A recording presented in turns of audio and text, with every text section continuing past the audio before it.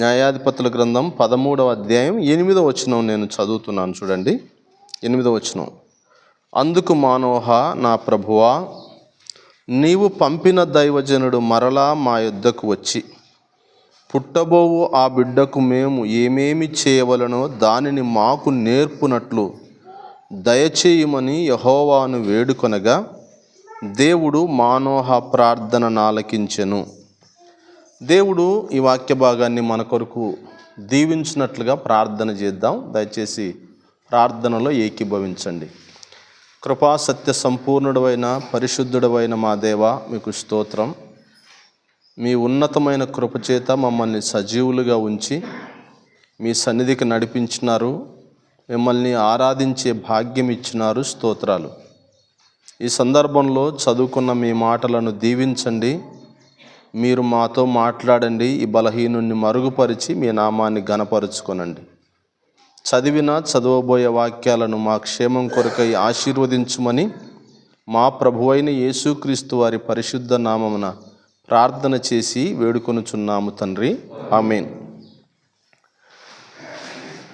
మంచిది ప్రియులారా, ఈ సమయంలో దైవ గ్రంథంలో నుంచి, పరిశుద్ధ గ్రంథంలో నుంచి న్యాయాధిపతుల గ్రంథం 13వ అధ్యాయం 8వ వచనం చదువుకున్నాం.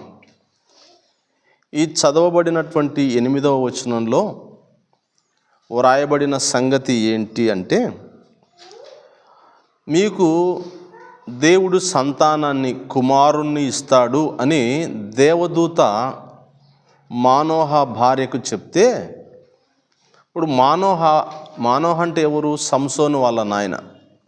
మానోహ ప్రార్థన చేసినాడు, ఓ దేవా, మాకు కుమారుణ్ణి ఇస్తానని చెప్పావు కదా, ఆ కుమారుని విషయంలో మేమేమేం చేయాలనో దానిని మాకు నేర్పేటట్లుగా మరలా ఆ దేవుని దూత ఎవరో వచ్చి మరలా మేమేం చేయాలనో నేర్పేటట్లుగా దయచేసి మాకు నేర్పు ప్రభువా అని ప్రార్థన చేసినాడు. ఇది ఇక్కడ ఉన్నటువంటి సంఘటన. ఈ సమయంలో నేను జ్ఞాపకం చేయాలనుకుంటున్న సందేశం ఏంటంటే, భక్తి కలిగినటువంటి తల్లిదండ్రులంగా, ప్రభువునందు విశ్వాసం ఉంచినటువంటి తల్లిదండ్రులంగా మన పిల్లలకు మనం ఏమి నేర్పాలనో అది తెలుసుకొని ఉండడం అవసరం. అర్థమవుతుందా? ప్రభువుని ఎరిగినటువంటి దేవుని పిల్లలంగా మన పిల్లలకు మనం ఏమి నేర్పుతున్నామో లేదా ఏమి నేర్పాలనో ఎరిగి ఉండడం అవసరం. దైవవాక్యాన్ని మనం చదివినట్లయితే మనకు తెలుసు, పిల్లలకు ఎవరు నేర్పేది? తల్లిదండ్రులుగా మనమే నేర్పుతాం. తల్లిదండ్రులుగా మనం నేర్పుతాం. సామెతల గ్రంథం 22వ అధ్యాయం 6వ వచనంలో ఏమని ఉంటుంది? బాలుడు నడవవలసిన త్రోవను వానికి నేర్పుము అని ఉంటుంది. బాలుడు నడవాల్సిన త్రోవను వానికి నేర్పాలి. అది మన బాధ్యత. ద్వితీయోపదేశకాండం 4వ అధ్యాయం 10వ వచనంలో ఏమని ఉంటుంది? మీరు నాకు భయపడడం నేర్చుకొని మీ పిల్లలకు నేర్పునట్లు అని ఉంటుంది. మనము దేవునికి భయపడడం నేర్చుకోవాలి, మన పిల్లలకు నేర్పాలి. ఇది వాక్యం చెప్పే క్రమం. అయితే బైబిల్ గ్రంథంలో మనం చదివితే కొంతమంది తమ పిల్లలకు నేర్పినారు కొన్ని విషయాలు. కొంతమంది తమ పిల్లలకు నేర్పినారు. వాళ్ళు ఏమి నేర్పినారో నేను గుర్తు చేస్తా. మనం మన పిల్లలకి ఏమి నేర్పిస్తున్నామో ఆలోచన చేసుకోవాలి. ఉదాహరణకు కీర్తనల గ్రంథంలో మనం చదివినట్లయితే ఇశ్రాయేలీయుల రాజైన దావీదు నేర్పిన సంగతి మనకు కనబడుతుంది. చూడండి, 34వ కీర్తన 11వ చరణంలో ఈ రీతిగా వ్రాయబడి ఉంది. పిల్లలారా, మీరు వచ్చి నా మాట వినుడి, యెహోవా యందలి భయభక్తులు మీకు నేర్పెదను. దావీదు ఈ కీర్తన రాస్తున్నాడు. దావీదు తన పిల్లల విషయంలో ఏమి నేర్పించాలి అనుకుంటున్నాడు? పిల్లలారా, మీరు వచ్చి నా మాట వినండి, యెహోవా యందలి భయభక్తులు మీకు నేర్పెదను. తాను దేవుని యందు భయభక్తులు గలవాడు గనక తన పిల్లలకు దేవుని యందలి భయభక్తులు నేర్పాలనేది ఆయన ఆశ. అందుకే అన్నాడు, నేను యెహోవా యందలి భయభక్తులు మీకు నేర్పిస్తాను అని. వాస్తవానికి దావీదు తన పిల్లలకు నేర్పాలి అంటే చాలా వచ్చు. ఆయనకు చాలా వచ్చు. మంచి యుద్ధశాలి. తన పిల్లలకు మీరు యుద్ధం ఎట్లా చేయాలనో నేను నేర్పిస్తాను రాండి అనలేదు. రెండవది, దావీదు ఇశ్రాయేలీయుల మధుర గాయకుడు, మంచి గాయకుడు. ఆయన మీరు పాటలు పాడేది నేను నేర్పిస్తాను రండి నాయనా అనలేదు. దావీదు మంచి రచయిత కూడా. కీర్తనల గ్రంథంలో ఉన్న ఎక్కువ కీర్తనలు రాసింది ఆయన్నే. మంచి రచయిత. మీరు ఎట్లా రాయాలనో నేను నేర్పిస్తాను అనలేదు. దావీదుని గురించి మనకు లేఖనం చెప్తుంది, మంచి వాయిద్యకారుడు కూడా. సితారా ఎక్సలెంట్గా వాయించగలడు. ఇన్ని విద్యలు వచ్చు ఆయనకు. ఇవి నేర్పిస్తాను రాండి అనలేదు. ఏం నేర్పిస్తాను అంటున్నాడు? యెహోవా యందలి భయభక్తులు మీకు నేర్పుతాను రండి అన్నాడు. ఇది శ్రేష్టమైన మాట. దేవుని యందు విశ్వాసముంచిన భక్తి కలిగినటువంటి తల్లిదండ్రులంగా మనం మన పిల్లలకు నేర్పాల్సింది ఏంటి అంటే, యెహోవా యందలి, ప్రభువునందలి భయభక్తులు నేర్పాలి మన పిల్లలకు అని దావీదు జీవితం మనకు తెలుపుతుంది. కాబట్టి మనం ఆలోచన చేయాలి. అంతేకాదు, కొత్త నిబంధన గ్రంథాన్ని మనం చదివినట్లయితే తిమోతికి రాసిన రెండవ పత్రిక 3వ అధ్యాయం 14వ వచనం చూడండి. ఏమనుందో?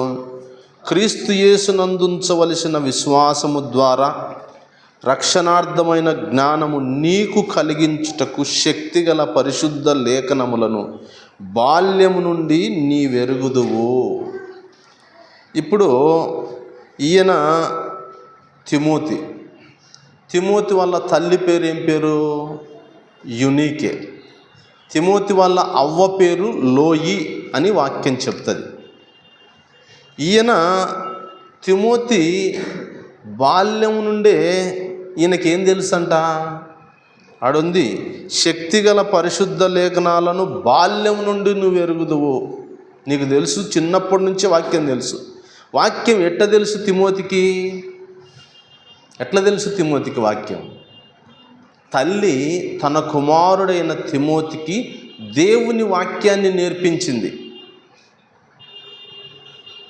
దావీదు తన పిల్లలతో అన్నాడు, మీరు కూడిరండి, యెహోవా యందలి భయభక్తులు నేర్పుతాను అన్నాడు.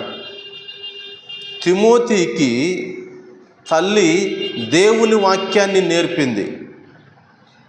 ప్రభు పిల్లలంగా మనం ఏమి నేర్పుతున్నామో పరీక్ష చేసుకోవడం అవసరం. ఇంకా నేను గ్రంథంలో ఇంకొక సంగతి గుర్తు చేస్తాను చూడండి. సమూయేలు మొదటి గ్రంథంలో 1వ అధ్యాయం ఆఖరి వచనంలో మనకు ఏం కనపడుతుందో చూడండి. సమూయేలు మొదటి గ్రంథం 1వ అధ్యాయం 28వ వచనం. కాబట్టి నేను ఆ బిడ్డను యెహోవాకు ప్రతిష్ఠించుచున్నాను, తాను బ్రతుకు దినములన్నిటను వాడు యెహోవాకు ప్రతిష్ఠితుడని చెప్పెను. అప్పుడు వాడు యెహోవాకు అక్కడనే మ్రొక్కెను. ఇక్కడ సమూయేలును గురించిన మాట ఇది. సమూయేలు తల్లి పేరు ఏం పేరు? హన్న. హన్నా తన కుమారుడైన సమూయేలును తీసుకొని దేవుని సన్నిధికి వచ్చింది, దేవుని మందిరంలోనికి వచ్చింది. తల్లి దేవుని మందిరంలో మొక్కింది, ప్రతిష్ఠితుడు అని చెప్పి తల్లి దేవుని సన్నిధిలో మొక్కితే కుమారుడు కూడా ఏం చేసినాడు? ఆడ రాయబడింది, అప్పుడు వాడు యెహోవాకు అక్కడనే మ్రొక్కెను. తల్లి తన కుమారునికి దేవుని సన్నిధిలో ఎలా ప్రవర్తించాలి అనేది నేర్పించింది. మనం మందిరంలో ఉంటే మన పిల్లలు బయట తిరుగుతుంటారు. ఇది నేర్చుకున్నారు ఇప్పుడు మన పిల్లలు. సమూయేలు మొదటి గ్రంథం 1వ అధ్యాయంలోనే హన్నమ్మ దేవుని సన్నిధిలో కోపం వచ్చి దేవుని సన్నిధిలో ప్రార్థన చేసింది. ఇదే లక్షణం, ఇదే అలవాటు ఎవరికి ఉంది? సమూయేలుకు కూడా ఉంది. సమూయేలు కోపావేశుడై రాత్రంతా యెహోవాకు ప్రార్థన చేయుచుండెను అని ఉంటుంది సమూయేలు మొదటి గ్రంథంలో. తల్లి తన కుమారునికి ప్రార్థన చేయడం నేర్పించింది. చేరి వచ్చినటువంటి దేవుని పిల్లలుగా దేవుడు మనకిచ్చిన సంతానానికి మనం ఏమి నేర్పిస్తున్నాము? దేవుని అందలి భయభక్తులు నేర్పిస్తున్నామా దావీదు వలె? లేదు, యునీకే వలె దేవుని వాక్యాన్ని నేర్పిస్తున్నామా మన పిల్లలకు? హన్నా వలె దేవుని సన్నిధిలో ప్రార్థించేది, దైవ సన్నిధిలో క్రమంగా ప్రవర్తించేది నేర్పిస్తున్నామా మన పిల్లలకు? మనం ఆలోచించాలి. ఇంతకు మన పిల్లలకు మనం ఏం నేర్పిస్తున్నాం? మన ద్వారా మన పిల్లలు ఏం నేర్చుకుంటున్నారు? భక్తి గలవారమనే కానీ మన పిల్లలకు మనం ఏమి నేర్పిస్తున్నామో మనకే అర్థం కావడంలే. నేర్పాల్సిన ఆత్మ సంబంధమైన విషయాలు మనం ఏమి నేర్పించడంలే, నేర్పకూడని వాటిని నేర్పిస్తున్నాం. దైవ గ్రంథంలో ఉన్నటువంటి వీరు తమ పిల్లలకు నేర్పించిన శ్రేష్టమైన సంగతులు ఇవి. ప్రభు సన్నిధికి వచ్చినటువంటి మనం మన పిల్లలకు ఇవి నేర్పించే వారంగా ఉండాలి. దేవుని అందలి భయభక్తులు, దేవుని సన్నిధిలో ప్రార్థన చేసేది, దేవుని వాక్యాన్ని చదివేది నేర్పించాలి. చాలా ఏళ్ళ కిందట ఫ్యామిలీ కాన్ఫరెన్స్కు ఒక సేవకుడు వచ్చాడు. ఆ సేవకుడు సాక్ష్యం తాను చెప్తూ ఏమన్నాడంటే, మా అమ్మ మా నాన్న మాకు దేవుని వాక్యాన్ని నేర్పించినారు. ప్రతి దినం ఒక కంఠస్థ వాక్యం చెబితే తప్ప మా అమ్మ మాకు టిఫిన్ పెట్టలేదు అన్నాడు ఆయన. ప్రతిరోజు ఖచ్చితంగా ఒక వచనం చెప్తేనే టిఫిన్. వచనం నేర్చుకో, చెప్పు, టిఫిన్ తిను, లేకపోతే నీకు టిఫిన్ కట్. అట్లా నేర్పించింది మా అమ్మ మాకు దేవుని వాక్యం అన్నాడు సేవకుడు. మన పిల్లల విషయంలో మనం ఇటువంటి వారంగా ఉండాలి. ఈ విధమైన విషయాలను నేర్పించే వారంగా ఉండాలి మన పిల్లలకు. మనం ఆత్మ సంబంధమైన విషయాలు నేర్పించాలి. నేను మొన్న ఒక బర్త్డే కార్యక్రమంలో ఖచ్చితంగా మీరే వచ్చి వాక్యం చెప్పాలా, మీరే వచ్చి కార్యక్రమం చేయాలని బలవంతం చేస్తే సరే తప్పదు అని పోయినా. బర్త్డే కార్యక్రమంలో పాలు పంపులు పొందడానికి పోతే నేను ఫంక్షన్ హాల్లో పెట్టినారు. ఫంక్షన్ హాల్లోకి లోపలికి ఎంటర్ అయ్యేసరికి ఇంకా పాటలు పెట్టేసినారు. ఏం పాటలు? భక్తికి సంబంధించిన పాటలు కాదు, సినిమా పాటలు పెట్టినారు. బంధువులు ఎవరో రకరకాల అందరూ వచ్చినారు. సినిమా పాటలు పెడితే ఒక ఆయన ఎంత ఆసక్తిగా సెల్ ఫోన్ తీసుకొని వీడియో తీస్తున్నాడు అనమాట. నేను ఎవరిని తీస్తున్నాడా అని చూస్తే 2 పిల్లలు ఉన్నారు. ఈ టేబుల్ ఎత్తుకుడుకున్నారు 2 పిల్లలు. ఆ పాటకు డ్యాన్స్ చేస్తుంటే వీడియో తీస్తున్నాడు కానీ అంటున్నాడు. ఏం చిత్రమో. నేను ఒక్క నిమిషం అట స్టేజ్కి వెళ్ళి పోయి తిరిగి చూస్తలకలా ఆ పిల్లలతో పాటు వాళ్ళ తల్లో ఏమో ఆమె కూడా డ్యాన్స్ చేస్తుంది. నాకు చిత్రం అనిపించింది. ఇప్పుడు పిల్లలకు తల్లిదండ్రులు ఏం నేర్పిస్తున్నారు? సినిమా పాటలకు డ్యాన్సులు వేసేది నేర్పిస్తున్నారు. ఏం పోయే కాలమో ఏమో. పిల్లలకు తల్లిదండ్రులు భక్తి నేర్పడంలే, డ్యాన్సులు డ్యాన్సులు చేసేది నేర్పిస్తున్నారు. పిల్లలు డ్యాన్స్ లేకపోతే కొంతమందికి మా అవనికి యాది చేత కాదంట, మా అవనికి లేకుంటే మా పాపకి యాది చేత కాదు. చూడు అవతలితలు పిల్లలు డ్యాన్సులు ఎట్టేస్తున్నారు. ఇళ్ళ సంబరం ఏం కథనో మళ్ళా అవతలితలు పిల్లలు డ్యాన్సులు ఎట్టేస్తున్నారు. మావోడు ఉన్నాడు ఏం చేయనిక దండుగా, వీనికి డ్యాన్స్ రాదు పాట రాదు, ఓ పాట రాదు ఓ పద్యం రాదు అని తల్లులు ఉన్నారు ఇప్పుడు. పూర్వపు దినాల్లో పెళ్ళిళ్ళకు ఈ బండ్లు కడితే అంత పెద్ద పెద్దలు పోతుండ్రి. ఇప్పుడు పెద్దలు పోవడంలే, అందరు పిల్ల బచ్చగాళ్ళు అయిపోయేది. వీళ్ళే తాగుడుపోతులు అందరూ. నీ పిల్లగాడు ఇప్పుడు డ్యాన్స్ వేయకపోతే అమ్మ బాధపడుతున్నావు కదా, వానికి డ్యాన్స్ నేర్పు. పెద్దగా అయినాక డ్యాన్స్తో పాటు ఏం నేర్చుకుంటాడు? తాగేది కూడా నేర్చుకుంటాడు. సంబరపడు, అప్పుడు సరిపోతుంది. ఇప్పుడు నా కొడుకుకు డ్యాన్స్ వేయని గుడిక చేత కాదంటే కదా, వాడు డ్యాన్స్ నేర్చుకుంటాడు, డ్యాన్స్తో పాటు తాగేది కూడా నేర్చుకుంటాడు. అట్టంటోళ్ళు కూడా భక్తులే. మళ్ళా భక్తి రాను పూర్తిగా దిగజారిపోయిన స్థితిలోనికి వచ్చింది. భక్తి కలిగిన ఏ తల్లి అయినా ఏ తండ్రి అయినా ఏం కోరుకోవాలా? నా పిల్లలు భక్తిగా ఉండాలి, నా పిల్లల అపవిత్రతకు దూరంగా ఉండాలి, నా పిల్లలు పాపానికి దూరంగా ఉండాలని కోరుకోవాలా.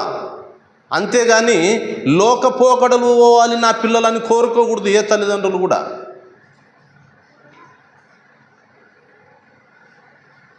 బైబిల్లో కొంతమందిని చూపిస్తా, వాళ్ళ పిల్లలకి ఏం నేర్పించినారో మనందరికీ తెలుసు కదా. ఇసాకు భార్య పేరు ఏం పేరు? కొంచెం గట్టిగా చెప్పారు. రిబ్కా. వాళ్ళకి ఎంతమంది పిల్లలు? ఇద్దరులో చిన్న కొడుకు పేరు ఏం పేరు? యాకోబు. యాకోబుకు వాళ్ళమ్మ ఏం నేర్పించిందో చూడరి. తల్లులారా, మీ పిల్లలకి ఏం నేర్పిస్తున్నారో ఒకసారి మీరు కూడా చూసుకోరి. ఎందుకంటే యాకోబు నాయనా పోయి మీ అన్నను ఆశీర్వదిస్తానని అన్నాడు. తెలుసు కదా ఈ చరిత్ర. మనకెక్కడ కనపడుతుంది? ఆదికాండం 27వ అధ్యాయంలో కనపడుతుంది. నాయనా, నేను సావక ముందు నువ్వు తీసుకొచ్చే ఆహారం తిని నేను నిన్ను దీవించాలనుకుంటున్న కుమారుడా అని మీ అన్నతో చెప్పినాడు. అందుకొరకే మీ అన్న వేటకు పోయినాడు. ఈలోగా నేను మంచి ఆహారం సిద్ధం చేస్తానైనా, మీ నాయనకు తినడానికి రుచికరమైన ఆహారం నేను సిద్ధం చేస్తా, కాబట్టి నువ్వు పోయి అది ఇచ్చి మీ నాయన నుండి ఆ ఆశీర్వాదం నువ్వు తెచ్చుకో కొడుకా అని అనింది తల్లి. అప్పుడు కొడుకు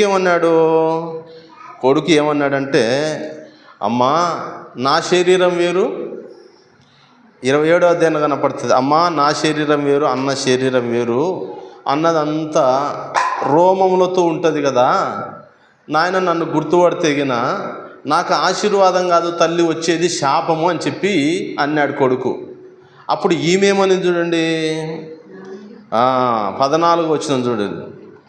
దానికంటే ముందు 13వ వచనంలో, అయినను అతని తల్లి, నా కుమారుడా ఆ శాపం నా మీదికి వచ్చునుగాక, నీవు నా మాట మాత్రం విని పోయి వాటిని నా యొద్దకు తీసుకొని రమ్మని చెప్పగా, అమ్మ వద్దు తల్లి, నా శరీరం వేరు అన్న శరీరం వేరమ్మా, నువ్వేమో దీవెన కొరకు పంపిస్తానంటున్నావు, తీరం నాయనగిన గుర్తుపట్టినాడంటే నాకు ఆశీర్వాదం రాదు, శాపం వస్తుంది తల్లి అంటే ఏమంటుంది ఈమె? ఒరే, అది వచ్చే శాపం ఏదన్నా వచ్చి నా మీదకి వస్తుంది పూరా నాయన పో అనింది. అంటే ఇప్పుడు ఈమె ప్లాన్ ఏంటి? భర్తను ఏం చెప్పియాలా? కొడుకుతోని భర్తను మోసపుచ్చనీకనే కదా. అంటే యాకోబుకి ఏం నేర్పిస్తుంది ఇప్పుడు ఈమె? కుమారుడా, నువ్వు యాకోబువే, కానీ ఆడికి ఎట్లా పోవాలా? ఇప్పుడు నువ్వు ఏశావు లెక్క పోవాలా, వేషం వేసుకో. అందుకొరకు ఏం చేసింది? ఏశావు డ్రెస్ వేయించింది. అక్కడెక్కడ తేడా ఉన్న కాడల్లా తాను చంపిన అది ఉంది కదా, ఆ బొచ్చు, దాన్ని చర్మం తొడిగిచ్చింది. సరే, అక్కడక్కడ నునుపైన స్థలాల్లో వేసింది. అది ఇస్సాకు గుర్తుపట్టి, నాయనా చేతులు మాత్రం చేతులు మాత్రం ఏశావు చేతులే, స్వరం మాత్రం యాకోబు స్వరం. చేతులు ఏశావు చేతులే, స్వరం మాత్రం యాకోబులు ఎక్కడిది అన్నాడు. తండ్రిని మోసం చేయనికే ఇప్పుడు ఈమె కుమారునికి ఏం నేర్పించింది? తన కుమారుడైనటువంటి యాకోబుకు మోసం చేయడం నేర్పించింది. 2 సంగతులు నేర్పించింది. నాకు అర్థమైన మాట. ఈమె ఏం నేర్పిస్తుందంటే మోసం చేసేది నేర్పించింది, రెండోది అబద్ధాలు చెప్పడం కూడా నేర్పించింది. అమ్మా అడిగిపోతే నాయన ఇట్టంటే ఎట్టా అంటే, నేను చెప్తా కదరా నీకెందుకు అని చెప్పి నేను నీ జ్యేష్ఠ కుమారుడైన ఏశావునే అబద్ధాలు నేర్పించింది. మోసం చేయడం నేర్పించింది, అబద్ధం చెప్పడం నేర్పించింది.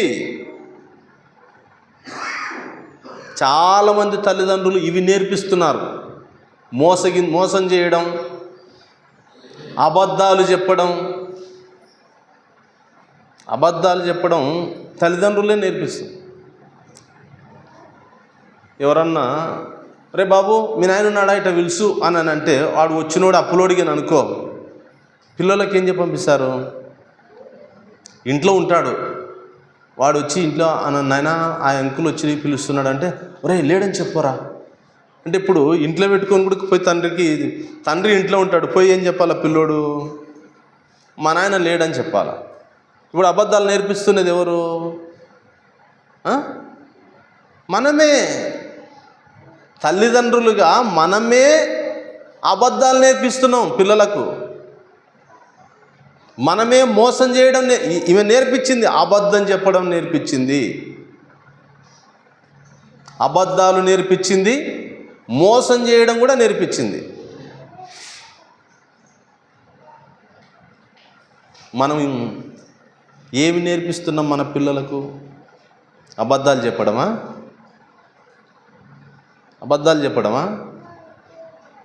చాలామంది ప్రభువుని ఎరిగిన వారు కూడా పిల్లలకు అబద్ధాలు నేర్పిస్తున్నారు. అవి నేర్పించకూడదు. మనం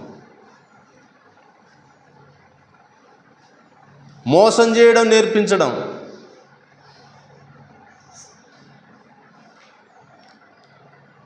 ఇంకొక ఆమె ఉంది దైవ గ్రంథంలో. ఎవరు?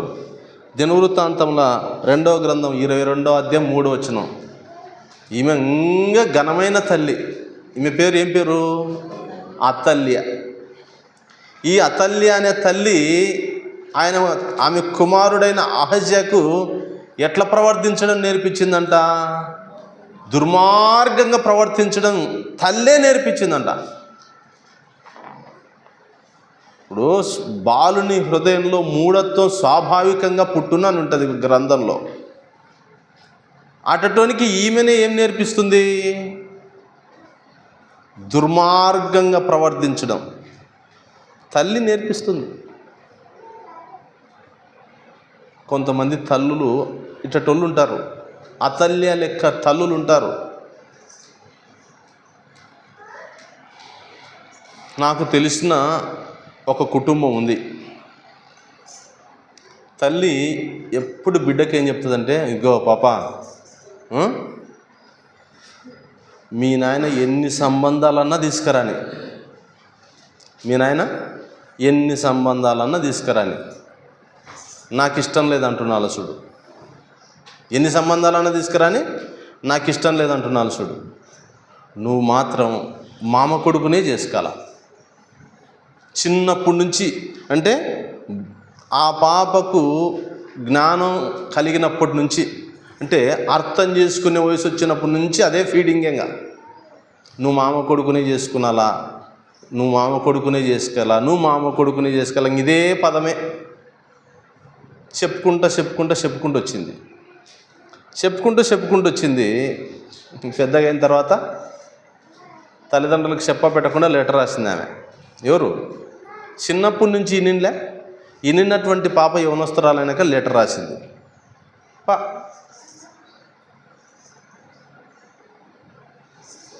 కొన్నిసార్లు ఇవి నేర్పిస్తారు పిల్లలకు తల్లిదండ్రులు. మగ పిల్లలకు కూడా, ఒరేయ్ ఇంకా చిన్న ఉన్నప్పుడు మామ ఇంటికి వచ్చినాడు అనుకో, ఏమి ఉంటారు, మామ నీ బిడ్డని ఇస్తావని అడుగు, వానికి వచ్చిరాని మాటలతోని మామ నీ బిడ్డ ఇస్తావా అని అడుగునని ఈమె నేర్పిస్తుంది తల్లి. పెద్దగైనాక వాడు చెప్పకుండా ఏం చేశాడు? చెప్పకుండా తీసుకుపోతాడు. అప్పుడు నెత్తినోరు కొట్టుకుంటే ఏం లాభం? నువ్వే నేర్పించిందే చిన్నప్పుడు. ఇట్టటి అక్కరకరానివి నేర్పిస్తారు పిల్లలకు తల్లిదండ్రులు. ఇవే నేర్పియాల్సింది. మోసం చేయడం, అబద్ధాలు చెప్పడం, దుర్మార్గంగా ప్రవర్తించడం,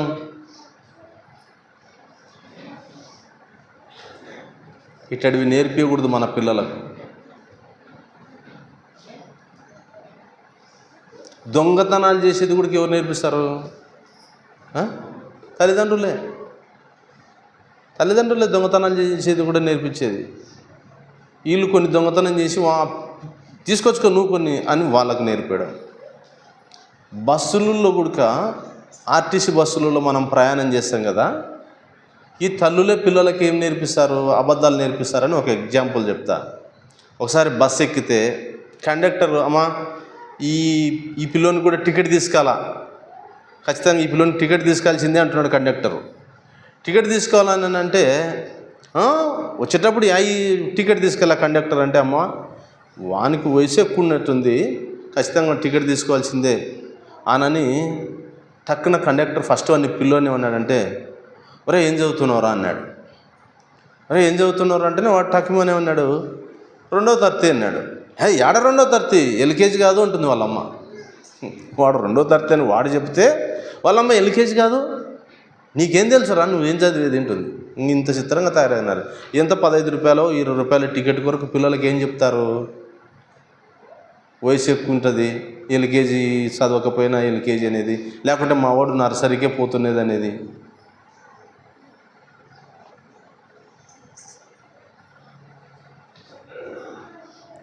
ప్రభు పిల్లలంగా, ప్రభువుని ఎరిగినటువంటి వారంగా, భక్తి కలిగినటువంటి వారంగా మన పిల్లలకు ఇవి నేర్పకూడదు. ఏవి? రెబ్బకమ్మ లెక్క అబద్ధం చెప్పేది, లేకుంటే మోసం చేసేది, అతల్య లెక్క దుర్మార్గంగా ప్రవర్తించేది, ఇవి కాదు మనం నేర్పాల్సింది మన పిల్లలకు. అసలు ఇంకా పిల్లలు ఎంత షార్ప్ అంటే మనం నేర్పియాల్సిన పనిలే. మనం నేర్పకపోయినా మనల్ని చూసి నేర్చుకుంటారు. ఇప్పుడు తిట్లు తిట్టేది ఎవరు నేర్పిస్తారు పిల్లలకు? మనం ఇంట్లో నువ్వు భార్యను తిడుతుంటే ఆటోమేటిక్గా పిల్లోడు ఆ తిట్టి నింటాడు, వాడు నేర్చుకుంటాడు. ఏమి మనం కొన్ని ప్రత్యేకంగా ఏం నేర్పియాల్సిన పనిలే. మనల్ని చూసి నేర్చుకునేటివే 3/4% ఉంటాయి. బయట నుంచి నేర్చుకునేటివి ఒక 15% 20% ఉంటాయి. మాథ్యూ హెన్రీ అని ఒక ఆయన మంచి భక్తుడు. మాథ్యూ హెన్రీ ఏమంటారు, వచనం వెంబడి వచ్చిన ధ్యానం పెద్ద కామెంటరీ ఉంటారు. మాథ్యూ హెన్రీ కామెంటరీ అని చాలామంది పెద్ద పెద్ద క్రైస్తవ ప్రపంచంలో ఉన్న మంచి భక్తుడు ఆయన. చాలామంది ఉపయోగిస్తారు మాథ్యూ హెన్రీ కామెంటరీ. కావాలంటే మనం కానీ చూసుకోవచ్చు. మాథ్యూ హెన్రీ కామెంటరీ ఇంగ్లీష్లో ఉంటుంది. వచనం వెంబడి వచనం బైబిల్ గ్రంథం అంతటి మీద రాసినాడు ఆయన. అంత క్రమబద్ధమైన బైబిల్ స్టడీ ఆయన చేసి రాయడానికి కారణం ఏంటంటే వాళ్ళ నాయన ప్రతి దినం కుటుంబ ప్రార్థన పెట్టి వాళ్ళ నాయన వచనం వెంబడి వచనం చదివి పిల్లలకు చెప్పేటోడంట. ఆ ప్రభావం కొడుకు మీద పడింది. అది నేర్పించాల పిల్లలకు. భక్తిని నేర్పించాల పిల్లలకు. దేవుని అందలి భయభక్తులు నేర్పించాల పిల్లలకు. ప్రార్థన చేసేది నేర్పించాలి పిల్లలకు. దేవుని వాక్యాన్ని నేర్పించాలి పిల్లలకు. ఇవి వారి భవిష్యత్ జీవితానికి కూడా పనికొస్తాయి.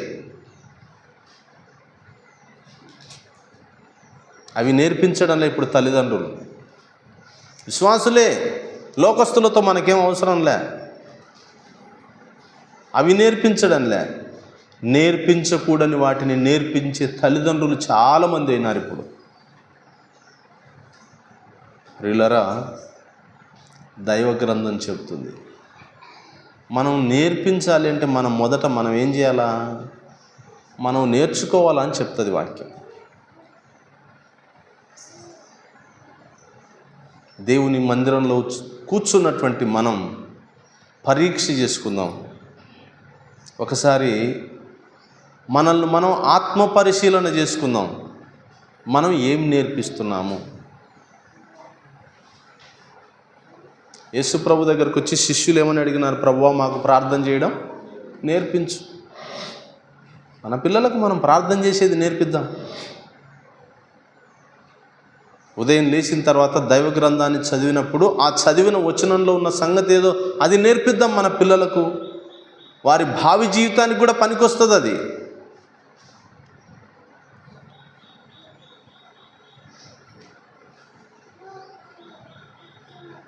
నాకు తెలిసిన ఒక కుటుంబం ఉంది.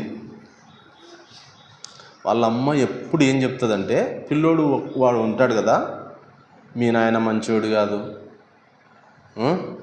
మీ నాయన మంచోడు కాదు, నన్ను నానాక తిప్పలు పెట్టినాడు,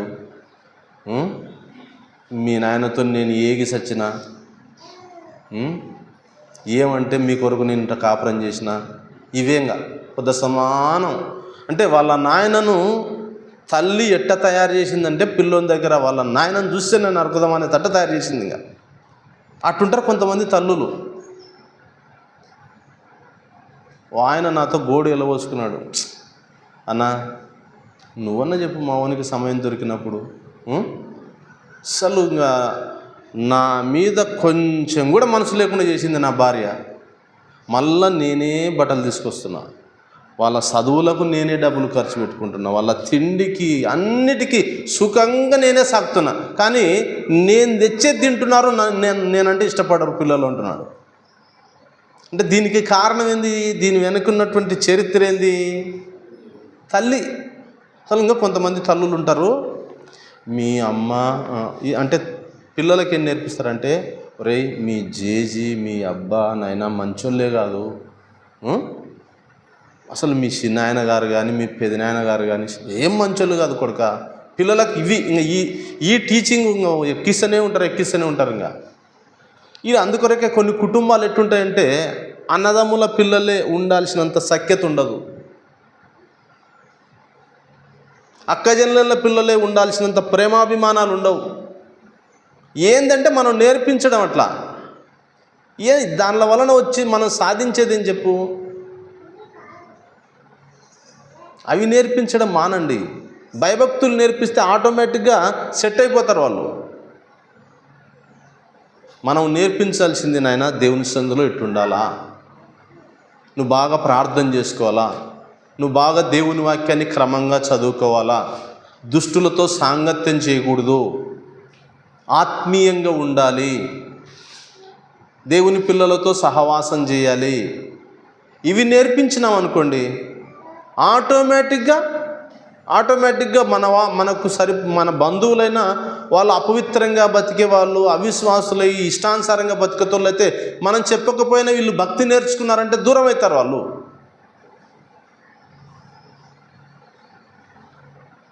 కాబట్టి భక్తి కలిగిన వారంగా మన పిల్లలకు మనం నేర్పాల్సిన విషయాలు ఆత్మ సంబంధమైన విషయాలు నేర్పించాలి. ప్రార్థన నేర్పిద్దాం, ప్రభు సన్నిధిని ప్రేమించేది నేర్పిద్దాం,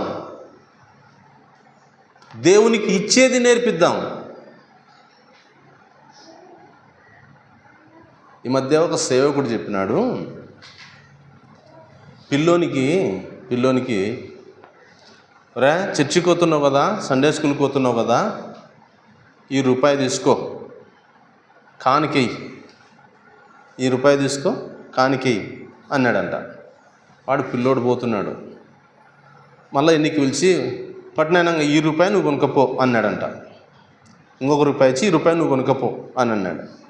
వీడు పిల్లోడు ఆ 2 రూపాయి బిళ్ళలు చేతిలో ఇట్లా ఎగరేసుకుంటూ వస్తున్నాడు. ఇంకా ఎగరేసుకుంటూ వస్తుంటే చిన్న కాలు ఉన్నది, పట్టెక్కిన రూపాయి బిల్ల ఒకటి దాంట్లో పడిపోయింది. రూపాయి బిల్ల ఒకటి టకిమైన దాంట్లో పడిపోతే 1 రూపాయి బిల్లనే మిగిలింది కదా. ఇప్పుడు ఈ 1 రూపాయి బిల్ల పట్టుకొని వీడు ఏమంటున్నాడు అంటే, ప్రభువా మా నాయన నన్ను 1 రూపాయి కొనుక తినమన్నాడు, రూపాయి కొనక తినమన్నాడు, రూపాయి నీకేమన్నాడు. ఇప్పుడు మాత్రం ఏమైంది? రూపాయనే మిగిలింది. కాబట్టి దీంట్లో ఎత్తుకులాడతా. దొరికిందంటే నీకేస్తా, దొరకకపోతే మాత్రం దొరకకపోతే మాత్రం నేనేం చేయలేను. ఎందుకు? కొనకమనేది నాది, పడిపోయినది నీది. ఇప్పుడు అది వాడు ఎక్కడ నేర్చుకుంటాడు? నాకు అర్థమైంది ఏంటంటే, అది ఎక్కడ నేర్చుకుంటాడంటే ఇంట్లో నేర్చుకుంటాడు, వాళ్ళ నాయన దగ్గరనో వాళ్ళ అమ్మ దగ్గరనో నేర్చుకుంటాడు. బయట ఎవరు నేర్పించాల్సిన పనిలే. దేవునికి ఇచ్చేది కూడా నేర్పించాలా. సరే, ఇమ్మానుయేల్ అన్న వాక్యం చెప్తూ చాలా ఏళ్ళ కిందట ఏమన్నాడంటే, మీరు పెద్దలకు, తల్లిదండ్రులకు ఏం చెప్పినాడంటే, ఒకవేళ ఇప్పుడు మీరు 100 రూపాయల నోటు కానికేస్తున్నారు అనుకోండి, మీరు 100 రూపాయల నోటు వేస్తూ మీ పిల్లలకు 10 రూపాయల నోటు ఇస్తుంటే గిన కానుకకు మీరు ఒక పని చేయండి. మీరు 100 రూపాయల నోటు వేయడం మానుకొని ఆ 100 రూపాయల నోటు మీ పిల్లోనికి ఇవ్వండి. మీరు ఆ 10 రూపాయల నోటు ఉందో మీరేరి ఆ 10 రూపాయల నోటు అన్నాడు. ఆ 10 రూపాయల నోటు మీరేంటి కానుక అన్నాడు. ఎందుకు అంటే, చిన్నప్పుడే నేను 100 రూపాయలు వేస్తుంటే కానుక, పెద్దగైనా కదా ఇంకా దండిగా వేయాలని నేర్చుకుంటాడు వాడు. అది నేర్పండి అన్నాడు. దేవునికి ఇచ్చేది కూడా నేర్పించాలి. మనం పెద్దోళ్ళమని పెద్ద నోటు మనం తీసుకొని, పిల్లలు అని నువ్వు పట్టరసా అని చిన్న నోట్లు, ఇవి కాదు మనం ఇచ్చేది కూడా నేర్పించాలి. దేవుని గ్రంథం చెప్తుంది. కొరింథీ మొదటి పత్రిక 16వ అధ్యాయం 15వ వచనంలో ఆడ ఏముంటుంది? అకయలో క్రీస్తుకు ప్రథమ ఫలమైన స్టెఫెను కుటుంబాన్ని గురించి చెప్తూ ఆ ఇంటి వారందరిని గురించి ఒక మాట ఉంటుంది. పరిశుద్ధులకు పరిచర్య చేయడానికి తమను తాము అప్పగించుకున్నారు అని ఉంటుంది వాక్యంలో. పరిశుద్ధులకు పరిచర్య చేయడానికి వాళ్ళు సమర్పించుకున్నారట ఇంటోళ్ళందరూ. మనం పరిచర్య చేసేది కూడా నేర్పించాలి. మామూలుగా పెళ్ళి అయిపోయి ఉంటుంది అమ్మాయికి, మనం ఎప్పుడన్నా పోయినప్పుడు, ఏమ్మా నీ కోడలు పర్వాలేదంటే, ఏం పర్వాలేదన్నా, వాళ్ళ అమ్మ మరీ పూర దరిద్రం, కూర చేసేది కూడా సరిగ్గా నేర్పించలేదు. విన్నారు ఎప్పుడన్నా ఈ మాటలు? వంట చేసేది కూడా నేర్పించలేదు, నేనే నేర్పించుకుంటున్నాను ఆయన. ఏం చేస్తాం? నాతో ఒక ఆమె ఉంది, ఏం చేస్తావు అన్నా, ఏమ్మా నీ కోడలు బాగుందంటే, ఏం కోడలు పోనైనా రొట్టె చేయని గుడికి రాదు, ఇప్పుడు కూర్చోబెట్టుకొని రోజు చిన్న చిన్న బిల్లలు కొట్టి నేర్పించుకుంటున్నా అంటుంది ఒక ఆమె. ఇది తెలుసు కదా, ఈ సంగతులు మనకు తెలుసు. మనం దేవునికి ఇచ్చేది నేర్పించాలి మన పిల్లలకు. దేవుని పిల్లలకు పరిచర్య చేసేది కూడా నేర్పించాలి, పరిశుద్ధులకు పరిచర్య చేసేది. కొంతమంది పిల్లలు చూడండి, తిననీకి వాళ్ళకి ఏదైనా ఇస్తే వెంటనే పక్కనున్న పిల్లలకు కూడా కొంచెం ఇచ్చేతోళ్ళు ఉంటారు. అది ఎక్కడ నేర్చుకుంటారు? వాళ్ళ తల్లిదండ్రులు పక్కనున్న పిల్లలకు ఇచ్చేటప్పుడు వీనికిచ్చి, రే ఆ పిల్లని కూడా కొంచెం అని చెప్పి చిన్నప్పుడు నేర్పించుంటారు. అందుకొరకు వెంటనే ఇచ్చింది. కొంతమంది పిల్లలు అట్లే ఇచ్చిన దాన్ని వాడు ఖచ్చితంగా జోయిలో పెట్టుకొని ఈ జోయిలు నింపుకొని ఒక్కడే తినుకుంటూ పోతుంటాడు. పక్కన ఎవడన్నా ఇవ్వకుండా ఉంటారు. అది వాళ్ళ అమ్మలు నేర్పించుంటారు, ఎవరికి పెట్టకాకు నువ్వే తినాలా, ఇట్లా నేర్పిస్తుంటారు. ప్రభు పిల్లలంగా మనం నేర్పించాల్సింది ఏంటి అంటే, దేవుని యందలి భయభక్తులు, దేవుని సన్నిధిలో ప్రార్థన చేయడం, దేవుని వాక్యాన్ని చదవడం, దేవుని పిల్లలకు పరిశుద్ధులకు పరిచర్య చేయడం మాత్రమే కాదు, దేవునికి ఇచ్చేది, ఈ ఆత్మ సంబంధమైన విషయాలను మనం నేర్పించాలి. యేసు ప్రభువుని గురించి ఆయన తమ తల్లిదండ్రులకి లోబడి ఉండెను అని ఉంటుంది. హెబ్రీ పత్రికలో ఈ శ్రమల ద్వారా ఆయన విధేయత నేర్చుకొనెను అని ఉంటుంది. మనం మన పిల్లలకు పెద్దలను గౌరవించేది కూడా నేర్పించాలి. అర్థమైందా? పెద్దలకు విలువిచ్చేది, పెద్దలను గౌరవించేది కూడా నేర్పించాలి. లేఖనం చెప్పే సంగతులు ఇవి. పరీక్ష చేసుకుందాం. గ్రంథం చెప్తుంది. మనం భక్తి కలిగిన వారమైతే భక్తికి సంబంధించిన విషయాలే నేర్పించాలి మన పిల్లలకు. భక్తికి సంబంధించిన, ఆత్మీయతకు సంబంధించిన విషయాలు ఎప్పుడైతే మనం శ్రద్ధ వహించి నేర్పిస్తామో ఖచ్చితంగా మన పిల్లలు ఆత్మీయంగా తయారవుతారు. దావీదు వలె, హన్నా వలె, యునీకే వలె, స్టెఫెను కుటుంబీకుల వలె, లేదా దైవ గ్రంథంలో ఉన్న మిగతా భక్తుల వలె మనం నేర్పించే వారంగా ఉండాలి. ఆదికాండం 22వ అధ్యాయంలో అబ్రహాము తన కుమారుడైన ఇస్సాకును బలి అర్పించనీకి తీసుకొని పోయినాడు. బలిపీఠం కట్టినాడు, కట్టెలు పేర్చినాడు, ఇస్సాకును దాని మీద పెట్టినాడు, కత్తి తీసుకొని బలి అర్పించనీకే సిద్ధపడినాడు. అదంతా ఇస్సాకుకు గుర్తుండదా? ఖచ్చితంగా గుర్తుంటుంది. ఎందుకంటే యవనస్తుడు. ఒకసారి ఆ సీన్ అంతటిని ఆలోచన చేయండి. మా నాయన నన్ను ఏకంగా దేవునికి నన్నేనికనే ఏం నేర్చుకుంటాడు ఇస్సాకు? దాన్ని అంతటిని చూసిన తర్వాత దేవుడు అడిగినాడంట. అందుకొరకే ఏకంగా నన్ను బలిని గుడికి సిద్ధపడినాడు మా నాయన, దేవుడే జోక్యం చేసుకొని విడిపించినాడు అని పూర్తిగా గ్రహించింటాడుగా. ఇస్సాకు తన తండ్రి ద్వారా ఏం నేర్చుకున్నాడు? దేవునికి ప్రథమ స్థానం ఇవ్వాలి, దేవుడు ఏదడిగినా సరే ఇచ్చే వాళ్ళంగా ఉండాలి, అది నేర్చుకుంటాడు. మనం అది నేర్పియాల పిల్లలకు. దేవుడే ఫస్ట్, దేవుడు ఏదడిగినా సరే దైవ సన్నిధికి దేవుని కంటే మించింది ఏది లేదు అనేటట్టుగా నేర్పించాలి మన పిల్లలకు. మనం ప్రభు సన్నిధికి వచ్చాం, ఆలోచన చేద్దాం, పరీక్ష చేసుకుందాము. ఆత్మ సంబంధమైన విషయాలు మన పిల్లలకు నేర్పి రానున్న దినాల్లో వాళ్ళ ఆత్మీయులైతే చూసి సంతోషపడతాం మనమే. అవి నేర్పకుండా అక్కరకు రాని వాటిని నేర్పినామంటే భవిష్యత్తులో మనమే బాధపడాల్సి వస్తుంది. అర్థమవుతుందా? నేర్పాల్సిన ఆత్మ సంబంధమైన విషయాలు నేర్పకపోతే భవిష్యత్తులో మనం బాధపడినా ఏమీ ప్రయోజనం ఉండదు. మన పిల్లలకు మనం ఏం నేర్పుతున్నామో ఒకసారి పరీక్ష చేసుకుందాం. ఆత్మీయమైన విషయాలు నేర్పించి భూమి మీద ఆయన సాక్షులుగా మన పిల్లలు బతికేటట్టుగా ప్రోత్సహిద్దాం. ఆత్మీయమైన విషయాలు నేర్పిద్దాం. దేవుని నామాన్ని ఘనపరుద్దాం. తలలు ఉంచండి, ప్రార్థన చేసుకుందాం. కరుణాసంపన్నుడైన మా దేవా, మీకు స్తోత్రం. మీ దయచేత మీరు మాకిచ్చిన ఈ సమయాన్ని బట్టి స్తుతులు చెల్లిస్తూ ఈ వాక్యాన్ని మా హృదయాలలో ఫలింపచేయమని మీ కృపకు మమ్మల్ని అప్పగించుకుంటుండగా దీవించుమని ప్రభువైన యేసుక్రీస్తు వారి పరిశుద్ధ నామమున ప్రార్థన చేస్తున్నాం తండ్రి. ఆమేన్.